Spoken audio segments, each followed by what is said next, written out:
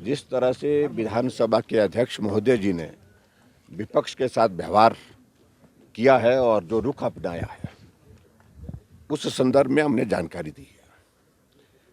Budget सत्र हिमाचल प्रदेश में आजकल चल रहा है विधानसभा में, और बजट सत्र में जो कट मोशन पर चर्चा होने के बाद जब मंत्री विभाग का उत्तर देते हैं, उसके बाद कट मोशन पर वोटिंग होती है, और वोटिंग के समय अगर वॉइस वोटिंग अपोजिशन वालों को कन्विंसिंग ना लगे तो वहाँ डिवीजन ऑफ वोट जो है वो मांगने का अधिकार है, और हमने उसी के लिए आग्रह किया था। लेकिन 2 बार आग्रह करने के बावजूद भी हमारी बात को नहीं सुना गया, हाउस को एडजॉर्न कर दिया गया।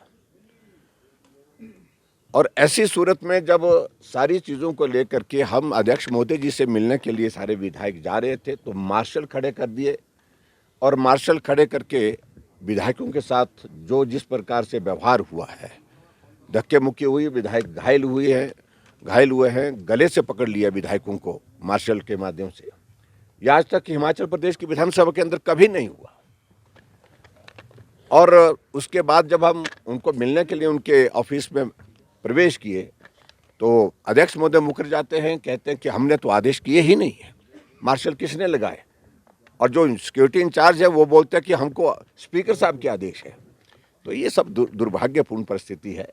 और दूसरी बात मैं इस बात को लेकर के ज़रूर कहना चाहता हूँ, जो घटनाक्रम घटित हुआ है हिमाचल प्रदेश में राज्यसभा के चुनाव के परिणाम आने के पश्चात, भारतीय जनता पार्टी के हमारे जो प्रत्याशी थे हर्ष महाजन जी, वो जीते हैं और सरकार बहुत बड़े बहुमत में थी, उसके बावजूद भी जीते हैं।